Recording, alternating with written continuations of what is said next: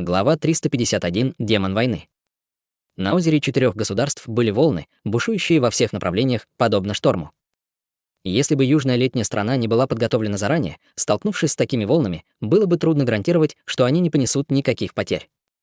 Они могли почувствовать ударные волны даже так далеко. Тогда что будет с армией боевых гончих в центре взрыва? Чутянь громко рассмеялся. Хорошо, немедленно спустите якорь, это построение затруднительно. Как только мы сформируем строй, мы пойдем вперед на полной скорости и позаботимся обо всех этих утонувших крысах. После приказа Чутяня Южный летний флот немедленно начал движение, несколько сотен военных кораблей образовали линию, приближаясь к месту боевых гончих в полукруге. Они прибыли туда примерно спустя полдня и увидели в воде много обломков. Сломанные мачты, разрушенные палубы, разорванные флаги. Большое количество трупов боевых гончих заполонило воду. Там также было много живых солдат, которые собирались вместе, пытаясь использовать любой метод, чтобы остаться на плаву. «Эй, все ли меня слышат?» Чутянь взял большой динамик из рук Мэн Цинву. Когда его голос прозвучал через усилители, другой стороне было достаточно ясно слышать его. «Я — руководитель спасательной команды Центрального государства Чутянь.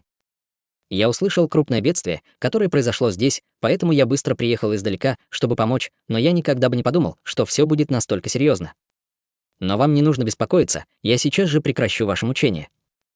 Арбалеты, пушки и луки к бою, нас офицеров боевых гончих почти загнулся от гнева. Этот чертов парень, он действительно использовал такой коварный метод. Черт, я знал, что это сделал ты.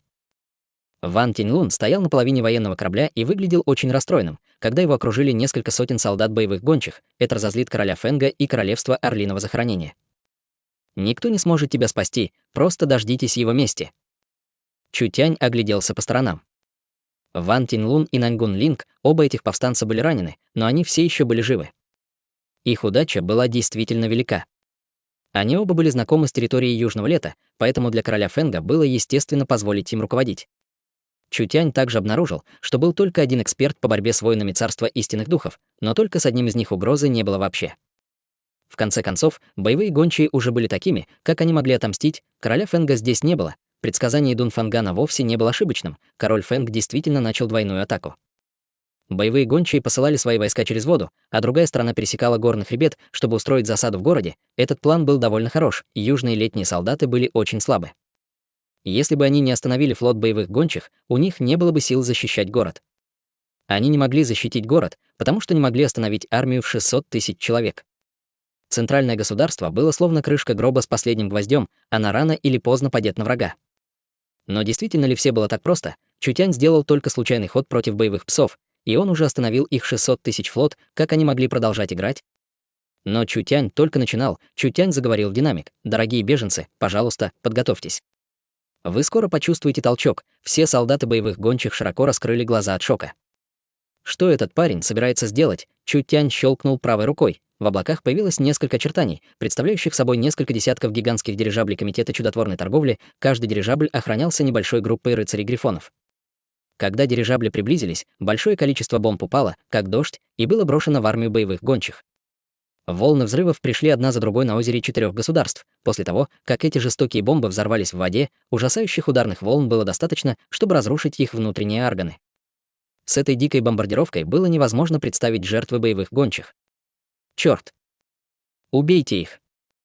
Группа кавалерии стервятников сделала свой ход. Король Фэнг волновался, что этот флот понесет потери, поэтому он оставил кавалерию, чтобы охранять флот. Кто бы мог подумать, что еще до того, как стервятники смогут приблизиться, рыцари-грифоны схватят свои автоматы изначальной энергии, чтобы поприветствовать их. В одно мгновение. Большая густая масса энергетических пуль полетела на стервятников. Эта свирепая огневая мощь без колебаний сковала кавалерию. Ван Тиньлун был полон ярости. Глава боевых гончих был так же зол, что отдал приказ: в атаку, атакуйте вне зависимости от цены. Захватить их военные корабли, военные гончие действительно были крепкими духами зверей. Даже в такой ситуации они могут контратаковать. Они плыли по воде и пытались захватить южные летние военные корабли. Это лишь закуска перед едой. Чутянь поднял громкость динамика до максимума и крикнул. После этого пришло время для основного блюда. Более 100 взрывных арбалетных стрел вошли в воды озера, и вскоре все озеро было охвачено высокотемпературным пламенем. Пламя и водяные драконы танцевали, когда свирепая ударная волна разрушила внутренние органы духовных зверей. Эти атаки были похожи на бомбы, брошенные в воду, наполненную рыбой, мгновенно убивающую большую их часть. Используйте пусковые установки. Работники Комитета чудотворной торговли открыли длинные прямоугольные коробки. У этих пусковых установок были рты в форме сот. Когда работники Комитета чудотворной торговли нажали кнопку пуска, в воздух была сброшена группа бомб. Они упали в воду и сразу же создали серию взрывов. Слишком страшно. Где это была война? Это была просто односторонняя бойня. С 3 атаками короткими очередями у боевых гончих не было времени среагировать. Несколько десятков тысяч из них были убиты, и почти все они получили ранения. Тем не менее, солдаты боевых гончих были очень крепкими. Хотя они упали в воду, они все яростно плыли, смеясь перед лицом смерти, бросаясь вперед. Они использовали свою духовную энергию, чтобы блокировать эти атаки, и игнорировали все это, когда атаковали корабли. Боевые гончие были намного сильнее, чем солдаты Южного Лета, было много пиковых культиваторов уровня пробуждения души среди экспертов боевых гончих. Они были очень опасны с тех пор, как были в ловушке зверей, поэтому люди не могли быть небрежными, они подходили все ближе и ближе. Огонь. Лучники Южного Лета сделали свой ход. Энергетические пули и стрелы непрерывно падали в воду, убивая духовных зверей внутри нее. Боевые гончие уже были в сложной ситуации, как они могли выдержать эту интенсивную и мощную атаку. Их были все больше и больше, поэтому вода в озере была окрашена кровью. В это время эксперт боевых гончий выпрыгнул из воды. Это был их лидер уровня Царства Истинного Духа, сопровождавший флот. Он держал в руках длинный клинок обеими руками, когда выпрыгивал на фронт корабль. Вспышка лезвия вылетел, расколов поверхность озера. Прошло более 100 метров, прежде чем она врезалась в военный корабль. Бабах! Эта мощная сила потрясла флот, который был связан вместе. Весь корабль был разрезан на 3 части, все были глубоко шокированы. Этот корабль был длиной в несколько десятков метров и был ростом создания. Корабль был невероятно прочным, но был кем-то разрублен. Этой силы было достаточно, чтобы глубоко затронуть всех, он действительно был достоин быть экспертом военных гончих. Убить их. Боевые гончие не боятся смерти. Лидер гончих взревел, наполнившись яростью: сражайтесь изо всех сил против них. Военные гончие имели очень трагические жертвы, но в этой отчаянной ситуации насильственный характер, отпечатанный в их звериных костях, был спровоцирован. Один эксперт за другим отчаянно использовали свои духовные силы, чтобы подняться на поверхность воды, прыгая по обломкам на поверхности озера. Они наступали на волны, словно группа водных пауков, двигаясь к южным летним военным кораблям. Травмированный зверь был действительно самым опасным. Эти люди уже готовы умереть вместе с южными летними людьми. Из 600 тысяч солдат боевых гончей, более половины из них были погребены в желудках рыб. Оставшиеся боевые гончие атаковали изо всех сил, и их нельзя было недооценивать.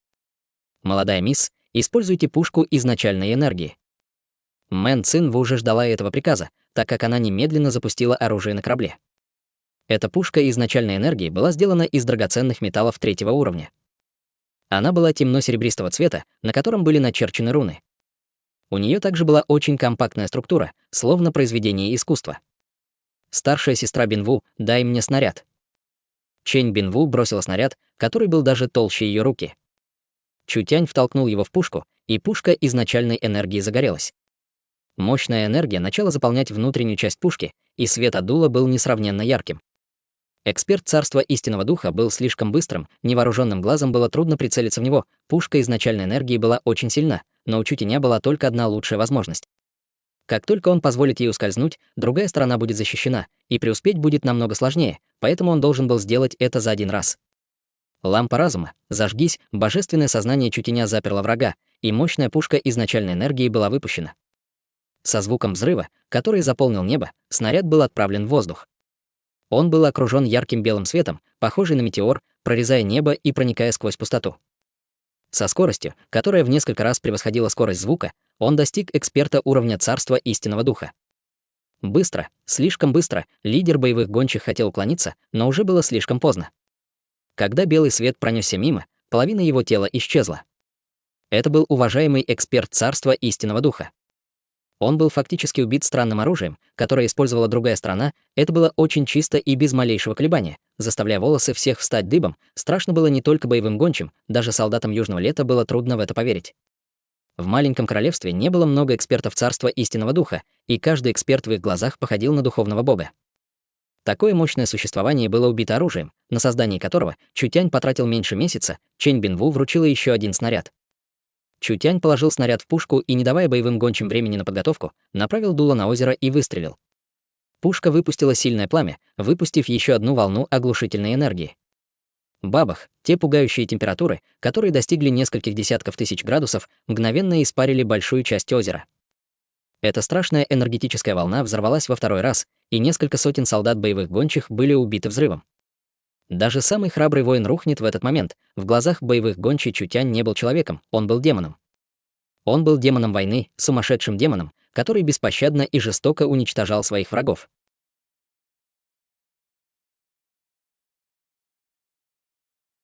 Глава 352. Полностью раздавлены. Ситуация была решена, боевые гончие были полностью побеждены, первая волна бомбардировок убила 100 тысяч человек, следующая бомбардировка убила еще 200 тысяч, и, наконец, крупномасштабная атака из пуль и стрел убила еще 100 тысяч. Из крупной армии в 600 тысяч солдат.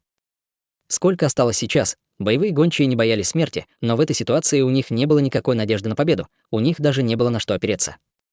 Шокирующие своей мощью пушки изначальной энергии сделали несколько выстрелов, и это полностью сломило боевой дух и уверенность солдат боевых гончей. Проиграли, они полностью проиграли. Время пришло. Чутянь почувствовал, что изменений больше не будет. Атакуйте их с полной силой. Пленных не брать, убить всех. Холодный голос Чутяня был похож на зов бога смерти в ушах боевых гончих. Был ли Чутянь кровожадным человеком? Конечно, нет, но Чутянь также и не был полон доброжелательности. Эти боевые гончие были достаточно сильны, чтобы открыть два главных входа в южную летнюю страну. Если бы он позволил им выжить, они только создали бы больше проблем для южной летней страны. Если же он уничтожит всех этих 600 тысяч солдат одновременно, армия боевых гончих не смогут восстановиться в течение 3-5 лет, поэтому они больше не нападут на юг. Убийство, чтобы остановить больше убийств, сейчас он мог сделать только это. В конце концов, Чутянь был всего лишь одним человеком, и Южный летний флот развязал цепи, и военные корабли одновременно двинулись вперед. Энергетические пули и мощные стрелы уничтожили небо и унесли жизни оставшихся воинов. Когда война достигла этой точки, даже если бы у них было еще несколько экспертов царства истинного духа, это было бы бесполезно. 600 тысяч солдат боевых гончих суждено было умереть в озере 4 государств. Отступаем.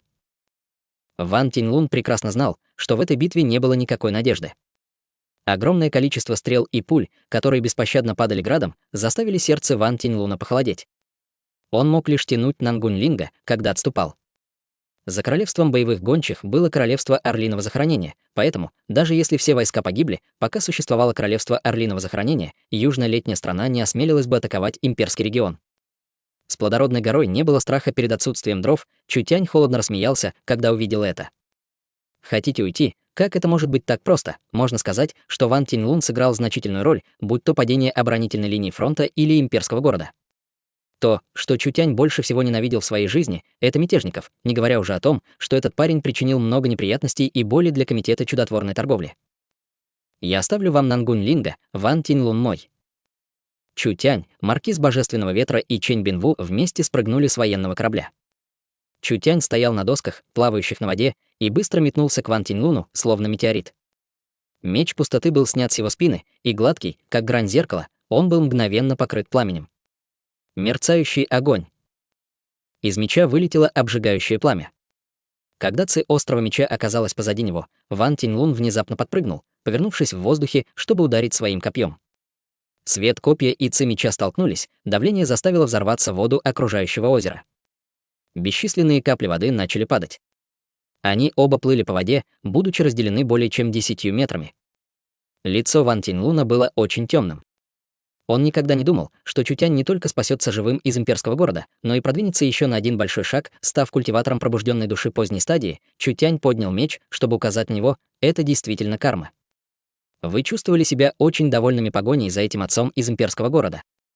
Теперь пришло время испытать это на своей шкуре. Просто основываясь на тебе. Не думай, что ты сможешь конкурировать со мной только потому, что твое совершенствование немного возросло. Ван Тиньлун поднял копье в руке. Подавляющая духовная энергия, окружающая ее, создала сильную рябь в космосе. На этот раз у тебя нет этих интрупов, ты все еще думаешь, что сможешь победить меня. Умри. Копье Ван Тиньлуна вспыхнуло, и на поверхности озера образовалась сильная рябь. Из воды появились 4-5 водяных драконов, которые одновременно пытались укусить Чутяня. Преобразование пламени демона. Пока Чутянь двигался назад, его тело внезапно было окутано слоем пламени, превращая его в гигантского демона. Внутри него высвободилась сильная энергия, которая мгновенно испарила нескольких водяных драконов вокруг него. Гигантский пылающий меч пронзил Ван Тиньлуна. До того, как меч пришел, неожиданно холодная ци меча превратила воду озера в лед. Когда Чутянь ранее использовал преобразование пламени демона, ему пришлось долго собирать силу призрачного пламени пустоты. Возможность мгновенно трансформировать, как он это сделал сегодня, можно считать большим улучшением. Врожденный талант Ван Тиньлуна был примерно таким же, как у Чу Синхэ. Совершенствование Чутиана было ниже, чем Чу Синхэ, но он использовал преобразование пламени демона, чтобы победить его. Если бы Ван Тиньлун хотел остановить его, это было бы не так просто. «Водный дракон, защити мое тело». Туман собрался вокруг Ван Тиньлуна, и бесчисленные золотые водные драконы быстро окружили его. Эти непрерывные движущиеся золотые фигуры вскоре образовали золотую оболочку вокруг Ван Тиньлуна. Когда меч Чутяня ударил Ван Тиньлуна, вода вокруг него начала испаряться, но сам Ван Тиньлун вообще не пострадал. «Ты не сможешь пробить мою оборону». Взревел Ван Тиньлун, пронзив его копьем, проходя сквозь тело пламенного демона, а я да. Тело пламенного демона было разрушено огромной силой. Мэн Цин увидела эту сцену на расстоянии, и она не могла не прикрыть рот. Сила пикового культивирования 9-го слоя пробужденной души была слишком мощной, и это фактически сломало преобразование пламени демона Чутяня. Она знала, что сущность преобразования пламени демона Чутяня высвобождает силу духа оружия и объединяет его телом. Хотя сила применяющего увеличится на большой уровень, пока он находится в преобразовании пламени демона, но как только он будет сломан, меч пустоты Чутяня на некоторое время ослабнет. У него не будет сил даже на нормальную оборону. Ван Тиньлун совсем не был доволен. Потому что он обнаружил, что взорвавшиеся фрагменты призрачного пламени пустоты не исчезли. Скорее, силой притяжения они все собрались вокруг Чутяня. Пылающий демон высотой в несколько футов достиг 2 метров. Нынешний Чутянь, от его головы до пальцев ног, от его руки до оружия, он был полностью покрыт слоем призрачного пламени пустоты. Только эти языки пламени не были бесцельными, а сгущались вокруг Чутяня, как доспехи. Он был похож на существо, вырезанное из сине-белых кристаллов. Ученики Ван Тиньлуна сжались. Это низкий и глубокий голос Чутяня исходил из кристаллической оболочки. Это моя недавно изобретенная техника, вторая форма преобразования пламени демона. Преобразование пламя демона было самодельной секретной техникой, основанной на 9 изменениях демонического бога Чутяня, позволяя ему соединиться с духом оружия пустоты, многократно увеличивая его силу.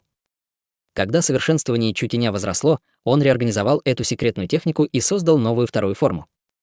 Способностями первой формы было гигантское преобразование, в значительной степени увеличивающее силу и дальность атаки. Вторая форма уменьшала его размер, тем самым уменьшая его силу атаки. Тем не менее, это увеличило его гибкость, мобильность и защиту. Глупость. Все твои трюки бесполезны. Ван Тиньлун вонзил свое копье в Чутяня. Умри. Фигура Чутяна вспыхнула. Рябь образовалась на поверхности воды. Чутянь мгновенно исчез, оставив взрывной звук в воздухе. Свечение копья создало большую волну на поверхности озера, но оно не могло даже коснуться края одежды Чутяня. Такая невероятная скорость, возможно, он уже превзошел скорость звука. Ван Тиньлун был шокирован. Эта скорость не уступала ему и даже была немного быстрее его. Это было невозможно. Чутянь был только на 7-м слое пробужденной души, как он мог двигаться так быстро? Фью, удар пришел позади него. Ван Тиньлун быстро нанес удар копьем назад. Чутянь увернулся назад, не допуская контакта. Основная техника совершенствования Ван Тиньлуна была сосредоточена на защите, и он не мог двигаться так быстро. Теперь, когда Чутянь двигался с такой скоростью, Ван Тиньлун не мог атаковать его. Чутянь мог ясно увидеть недостаток техники Ван Тиньлуна. Техника защитного совершенствования Ван Тиньлуна была очень сильной, и когда он использовал эту технику, эксперты, не являющиеся царством истинной души, не могли ее прорвать. Даже Чутянь не мог этого сделать, по крайней мере, не силой 7-го слоя пробужденной души. Однако у этой техники был очевидный недостаток, заключающийся в том, что она быстро потребляла энергию культиватора, другими словами. Даже если эта техника защитного совершенствования была сильной и могла отражать ущерб, из-за чего людям было трудно прикоснуться к нему, для поддержания этой защиты требовалось сжигать большое количество духовной энергии. Чутяню не нужно было атаковать, а просто нужно было выиграть время. Он мог подождать, пока Ван Тиньлун исчерпает всю свою духовную энергию и сокрушить его одним махом. Ван Тинлун сердито атаковал, размахивая своим копьем. Но скорость Чутеня и божественное сознание были выше его, поэтому он всегда мог заранее обнаружить атаку врага, что не позволяло Ван Тинлуну коснуться даже одного из его волосков. Время продолжало идти. Чутянь не использовал слишком много энергии, но Ван Тинлун уже постепенно становился слабее. Эта техника защитного совершенствования отличалась от бессмертного тела звездного света. Бессмертное тело звездного света не потребляло энергию, если оно не подвергалось нападению, но техника Ван Тинлуна всегда потребляла большое количество энергии. Это была не техника совершенствования, которая могла быть в долгосрочной перспективе, а скорее просто для защиты своей жизни в критический момент. Черт, он не мог продолжать бороться, нынешняя битва была очень невыгодна для Ван Тинлуна. Если он продолжит сражаться, он не только проиграет Чутяню, но и будет окружен Южной летней армией. «Я возьму твою собачью голову в другой день». Ван Тинлун сердито выкрикнул это, прежде чем попытался отступить. Однако, как это может быть легко? Ван Тинлун лишь немного отступил, прежде чем большая группа красных игл вышла из воды, мгновенно пронзив защитную духовную энергию Ван Тинлуна и погрузившись в его тело. Ван Тинлун издал жалкий крик. В этой мощной обороне мгновенно образовались трещины. Это шанс. Ноги Чутеня оторвались от воды, и со сверхбыстрой скоростью второй формы преобразования пламени демона он выпустил яростный удар пламени, позволяя его скорости увеличить на еще один уровень. Это свечение от меча было похоже на быстрый луч света, который пронзил шею Ван Тинлуна. Ван Тинлун широко раскрыл глаза, чувствуя, что летит. Весь мир вращался, и когда он посмотрел вниз, то увидел обезглавленное тело света меча. «Я умер», и если бы он знал, что это будет конец, он не выбрал бы эту дорогу. Это была последняя мысль, которая пришла в голову Ван Тинлуна. Чутянь находился как раз в 7-м слое пробужденной души, и он фактически убил пикового культиватора 9-го слоя пробужденной души.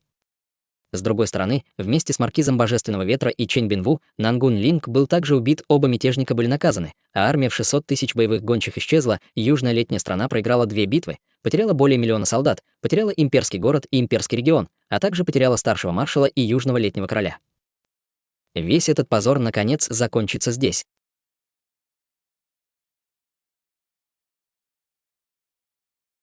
Глава 353. Осадная битва центрального государства. К северу от центрального государственного города были скалы, где были слои громоздких камней. Эта область покрыла более 1000 миль со сложным рельефом и большим количеством свирепых зверей. Безопасного пути не было, поэтому даже самым опытным наемникам было бы трудно пройти, не говоря уже о сухопутных силах, насчитывающих более 10 000 человек. Поскольку север центрального государства был перекрыт естественными барьерами, никто не думал, что боевые гончие начнут атаку с севера. На горном хребте, расположенном менее чем в 100 милях от центрального государства, появилось большое количество стервятников. Черный флаг боевых гончих танцевал на ветру, когда оружие нескольких десятков тысяч солдат показало ужасающий холодный блеск. 4 лидера боевых гончих отдали приказ. Время пришло, выдвигаемся. Центральная государственная армия должна сражаться с армией боевых гончей на озере 4 государств прямо сейчас. Она не сможет вернуться, преследуя армию боевых гончих, поэтому это был лучший шанс устроить засаду на центральное государство. Но было неизвестно, почему король Фэнг не отдал приказ, а просто хмурясь задумался о чем-то. Чего король Фэнг все еще ждет? Пока мы захватим центральное государство, южная летняя страна будет принадлежать боевым гончим. Мы получим 200 миллионов рабов. Король Фэнг посмотрел на центральный государственный город вдалеке. Центральное государство отправило только половину своих сил на озеро 4 государств, что означает, что командующий противника уже понял мой план. Боюсь, что центральное государство уже полностью готово противостоять засаде. И что, если он понял это? Другая сторона — Дунфангань. Если бы его было так легко запутать заговором, как он смог бы защищать Южное лето все эти годы? Этого человека трудно победить с точки зрения тактики, поэтому мы можем использовать только чистую силу. Лидеры боевых гончих не сочли это странным и не удивились. Это хорошая возможность, разделив их силы на 2 части, означает победу для нас на 2 фронтах. Южная летняя армия слаба. В общей сложности 30 000 рыцарей-стервятников несут 40 000 элитных бойцов, и у нас есть 70-80 000 человек для атаки. Каждый из боевых гончих может легко уничтожить 3 солдат. Как только мы пошатнем духовное состояние центрального государственного города, армия сможет занять город, и мы захватим Южное лето. Уверенность этих лидеров не была безосновательной. У боевых гончих и южных летних людей разрыв в силе был очень большим. Боевые гончие носили насильственный характер и могли сражаться даже в сценарии 1 против 3. Солдаты боевых гончих имели высокие шансы на победу, не говоря уже о том, что это были все элиты боевых гончих во главе с королем Фэнгом и лидерами уровня царства истинного духа. Так что, если в центральном государстве было бы 200 тысяч солдат, все они были кавалерийскими солдатами севера, они не смогли бы сформировать какую-либо сильную оборону. Центральное государство долгое время было мирным и находилось в центре южной летней страны без каких-либо опасностей. Их просто нельзя было сравнить с солдатами имперского города, которые сражались с боевыми гончими в течение сотен лет, другого выбора не было.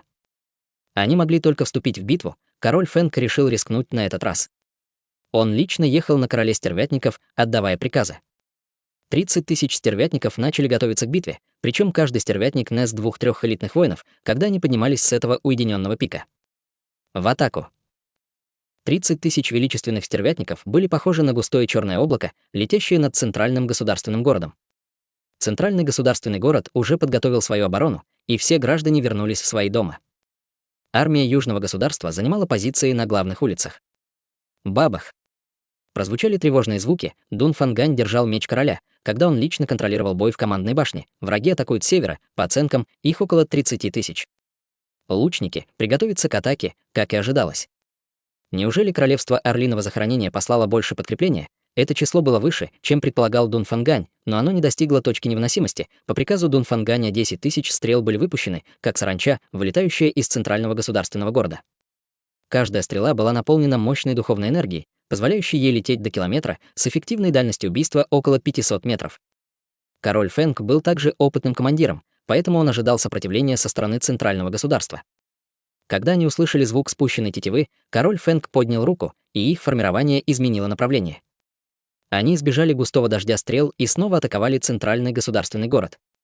Первая волна стрел была самой мощной с точки зрения силы и интенсивности. Вторая волна была намного слабее. Рыцари-стервятники атаковали, когда они прошли сквозь дождь стрел, пролетая над высокими зданиями центрального государственного города. Большое количество вооруженных экспертов боевых гончих спрыгнуло со спин стервятников, наводняя в центральное государство словно прилив. 30 тысяч рыцарей-стервятников были уже могущественны, и без остатка воздушно-десантных подразделений из страны Южного Лета они могли легко победить 100 тысяч кавалерии Лазурного Шторма. Не говоря уже о дополнительных 30-40 тысяч элит. Эти люди, которые спрыгнули со стервятников, были очень могущественными существами. Все они были экспертами, выбранными из армии боевых гончих. Убить всех людей. В центральном государстве не было никаких десантных подразделений, поэтому рыцари-стервятники могли беспрепятственно передвигаться, и лучники не могли их остановить. С учетом скорости стрельбы из лука трудно было представлять угрозу для стервятников. Когда элиты боевых гончих приземлились на улице, словно пауки, они жадно бросились на войска Южного Лета. Дун Фангань увидел, что враги достаточно мощными, и отдал приказ открыть огонь в полную силу. Южные летние войска ждали этого приказа. Мэн держал автомат изначальной энергии, указывая на группу боевых гончих, которые только что выскочили из переулка, и открыл огонь. Густое количество энергетических пуль мгновенно ранило несколько десятков человек. «Умрите, вы проклятые ублюдки боевые гончие». Нангунь Юнь держал большую пушку, которая была в несколько раз длиннее обычного автомата изначальной энергии. Ствол имел 3 разных дула, и на корпусе пистолета было 8 структур, связанных с магазином. Каждый магазин автомата изначальной энергии мог выстрелить не менее 30-40 пуль. Другими словами, это было специально изготовленное оружие, которое могло стрелять около 300 пуль на сверхвысоких скоростях.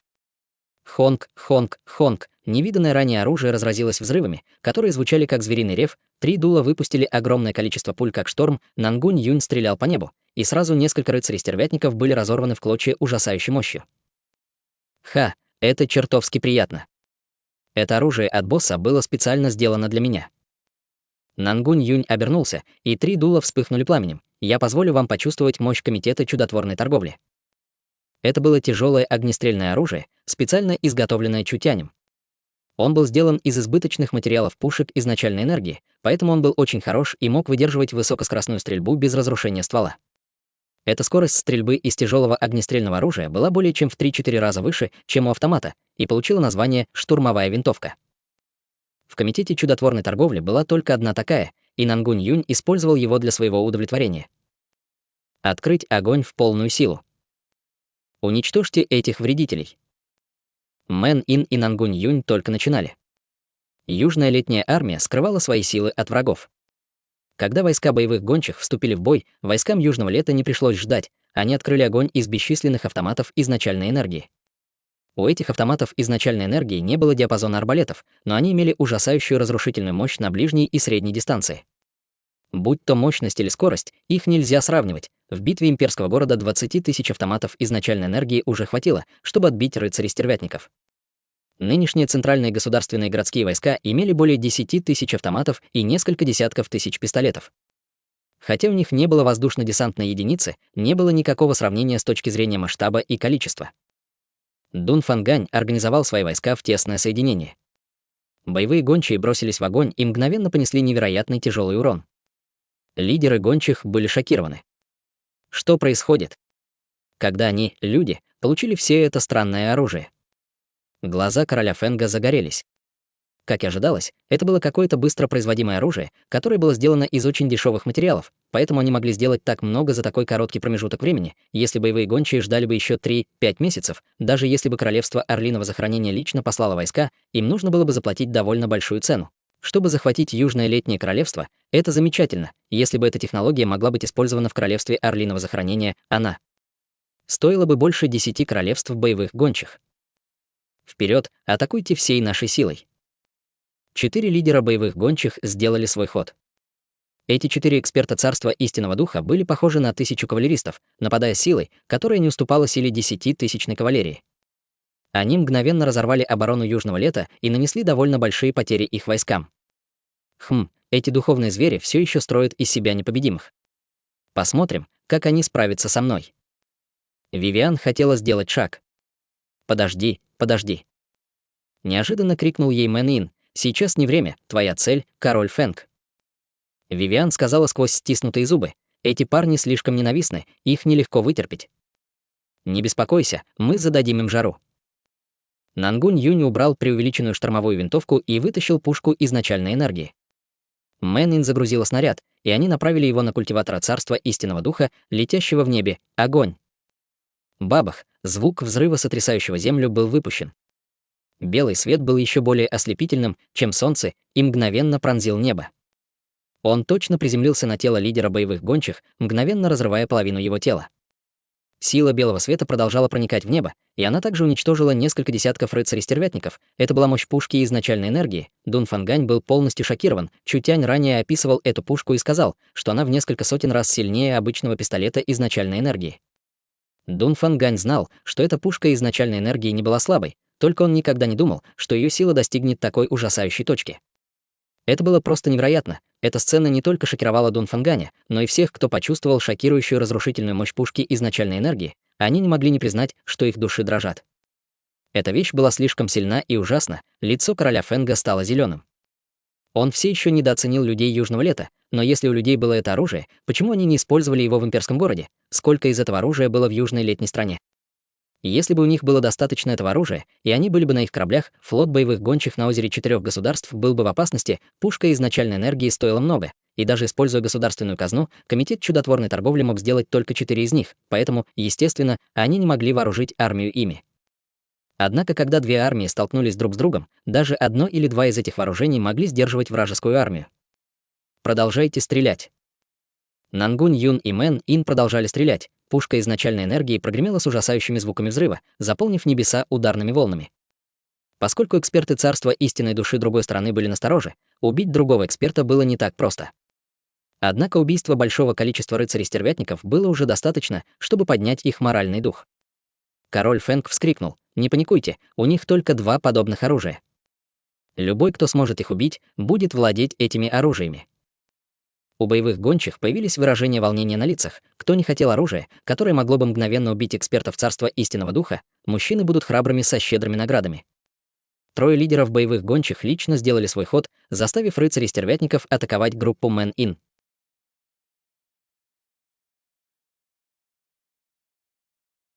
Глава 354. Вивиан делает свой ход. Когда лидер боевых гончих напал на комитет чудотворной торговли, Дун Фангань не мог сидеть и ничего не делать. Его источник духа превратился в большой лук, помеченный кровью, а его энергия духа образовала 3 стрелы. Они видели, как он натянул тетиву, прежде чем стрелы взлетели в небо. 3 стрелы полетели в облака, прежде чем превратиться в 3 гигантских копья, падающих как метеоры из космоса. Они содержали мощную силу, направляясь к 3 лидерам. Это сила. Это был без сомнения Дун Фангань. Дун Фангань считался самым старым врагом боевых гончих, поэтому ни один из этих лидеров не осмеливался смотреть на него свысока. Под воздействием внезапной атаки Дун Фанганя они втроем подняли руки, образуя большой защитный слой энергии. 3 копья врезались в защитный слой, издавая звук разбитого стекла. Король Фэнг посмотрел на положение Дун Фанганя, прежде чем холодно фыркнуть. Подняв золотой барабан и топнув ногами, он взлетел в воздух. Словно распустив крылья, он давал давление падающей горы. «Мой король, будьте осторожны». 2 охранников не успели выпустить источник духа, когда на них упала молния от пурпурного золотого громового барабана. Это было похоже на разрыв 2 клочков бумаги, когда тело 2 стражников мгновенно почернели. Их попытка заблокировать удар была тщетной.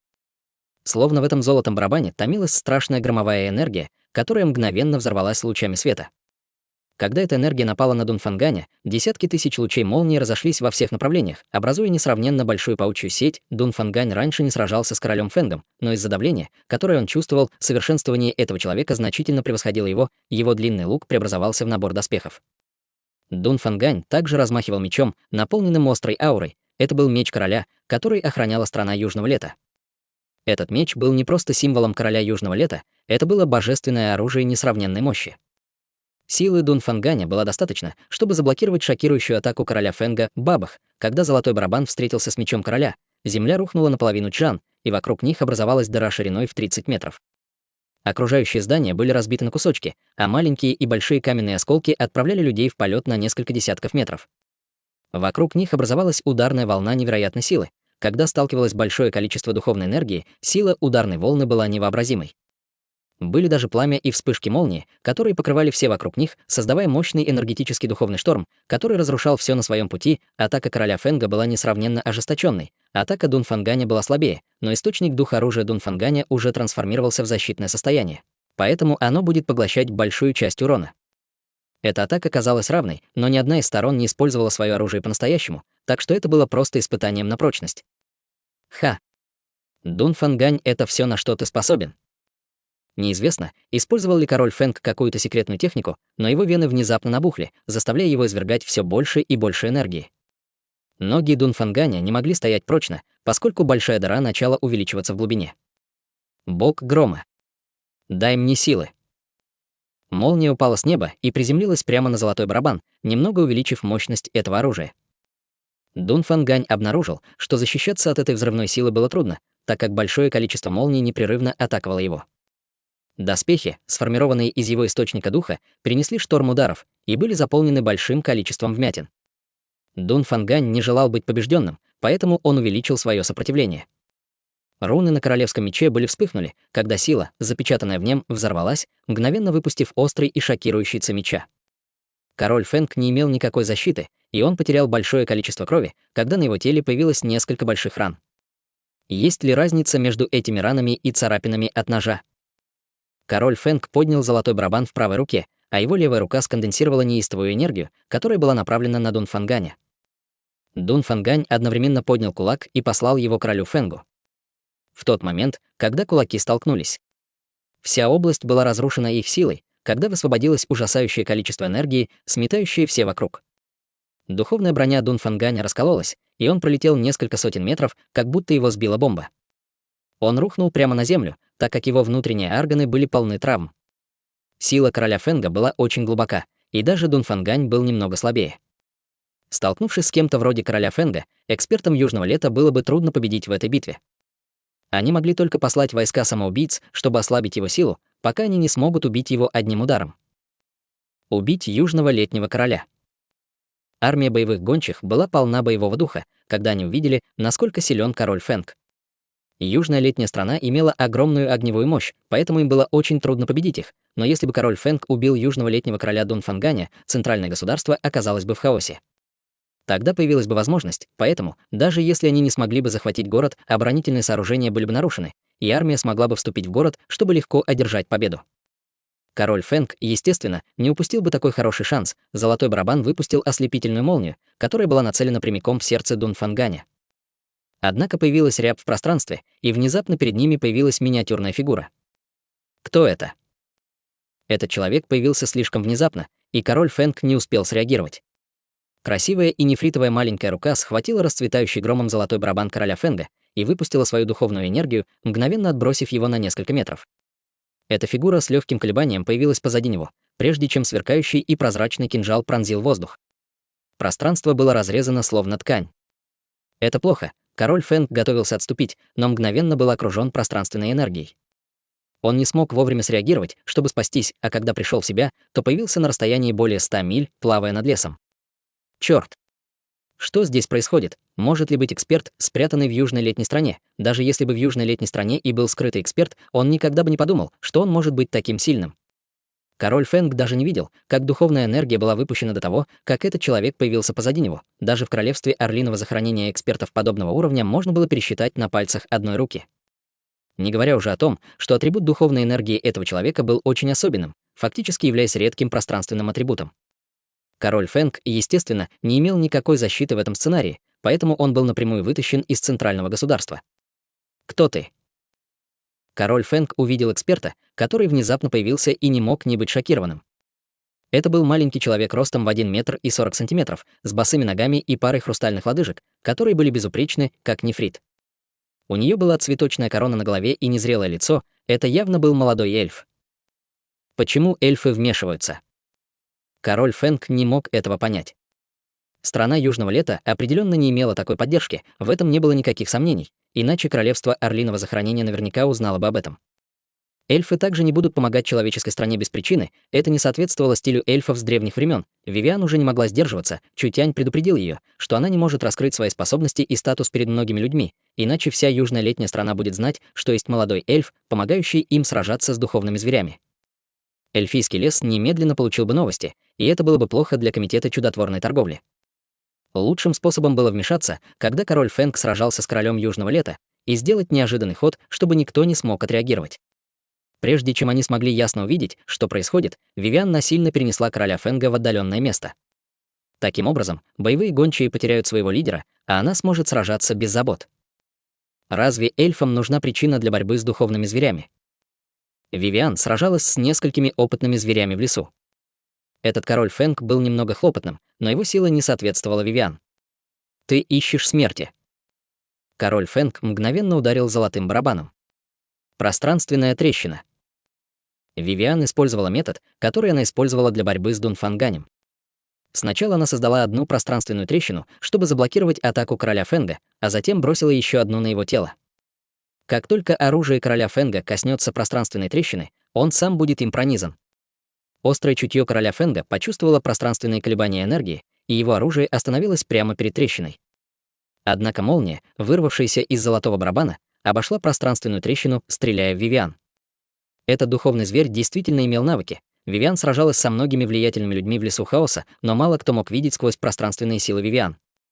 Король Фэнг, способный сделать это, был действительно непростым экспертом. Источником духа Вивиана был пространственный кинжал, главной способностью которого было создавать пространственные трещины. Все ее атаки и защита были основаны на этом фундаменте. Вивиан могла не только телепортироваться, используя пространство, она также могла отрезать пространство и делать то, что не могли делать обычные люди. Из-за этого какие-то особые сферы и барьеры не могли ее остановить.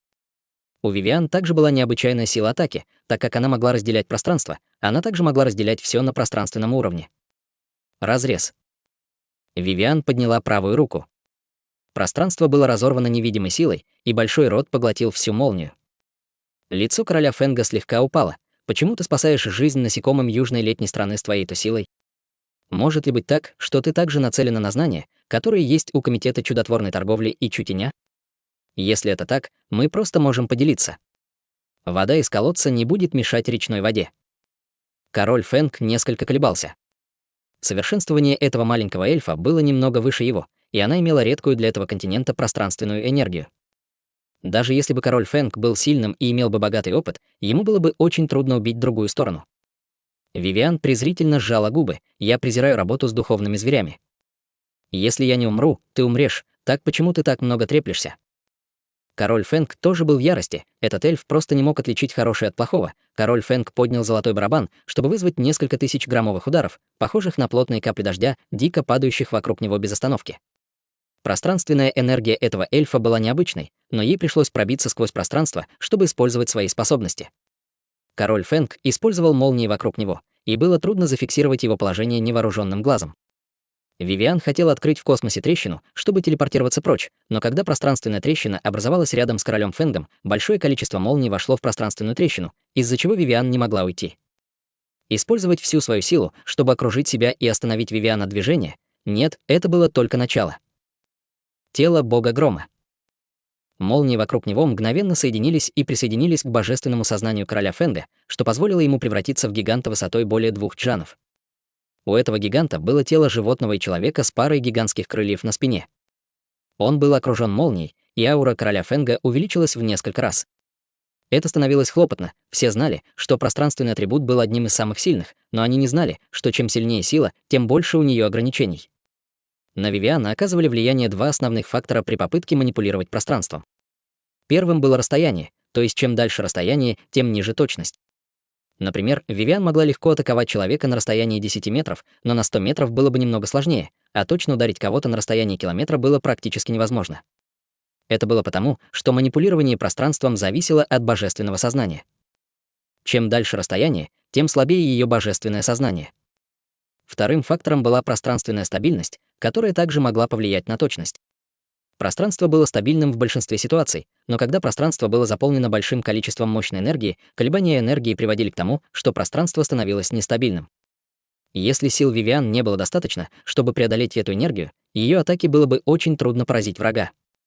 Король Фэнг, использующий большое количество энергии для воздействия на окружающее пространство, должен был повлиять на стабильность этого пространства, препятствуя Вивиан манипулировать им.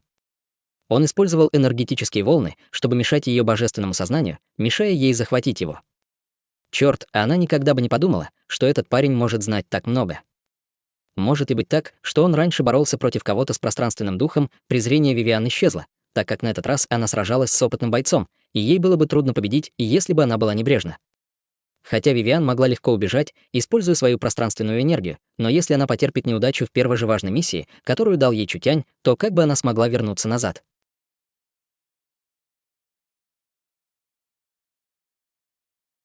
Глава 355. Побег пустоты.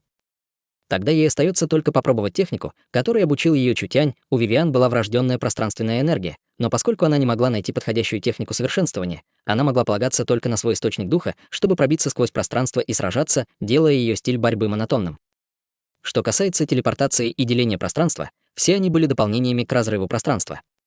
Король Фэнг использовал свои молнии, чтобы запечатать окрестности, поэтому у Вивиан не было возможности телепортироваться. Волны энергии вызвали сильные колебания, из-за чего она не могла пробиться сквозь пространство и была в ловушке. Если бы в этот момент король Фэнг захотел бы отступить, у Вивиан не было бы возможности его остановить.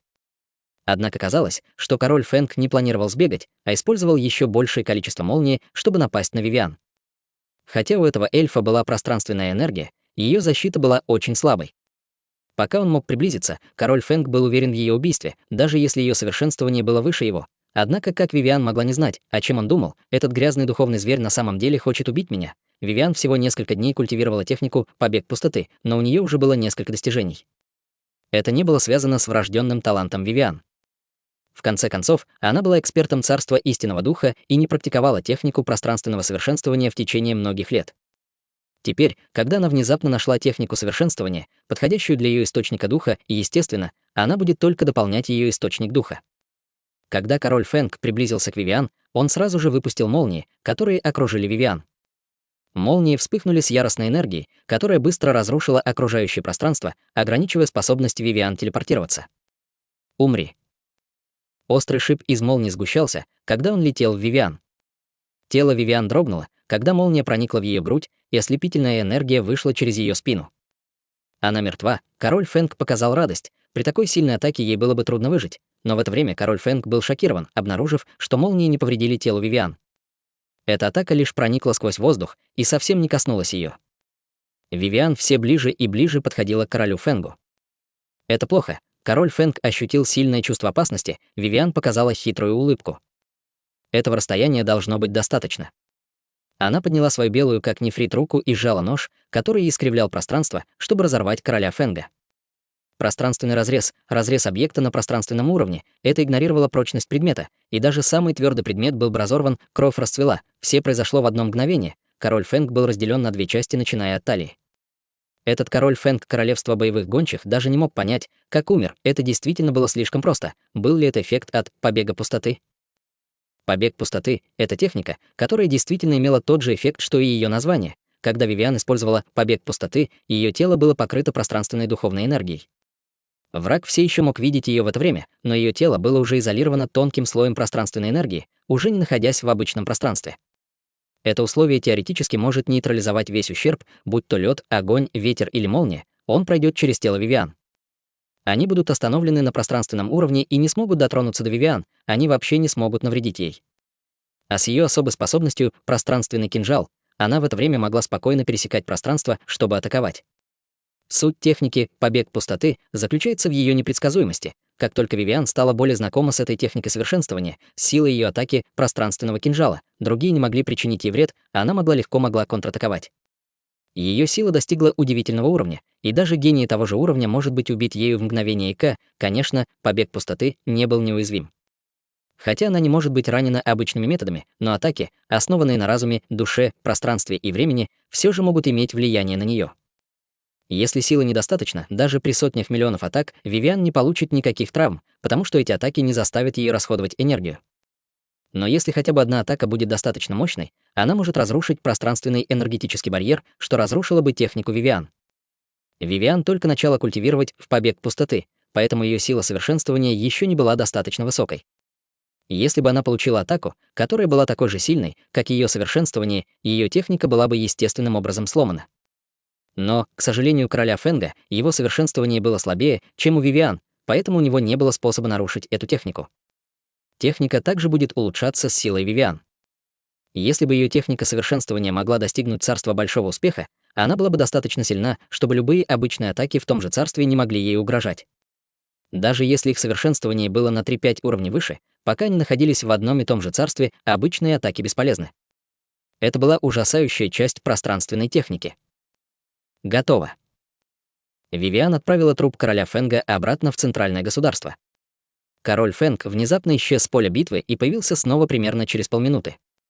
Он превратился в труп, разрезанный пополам, что полностью разрушило боевой дух боевых гончих, только король Фенг мог собрать королевство боевых гончих воедино.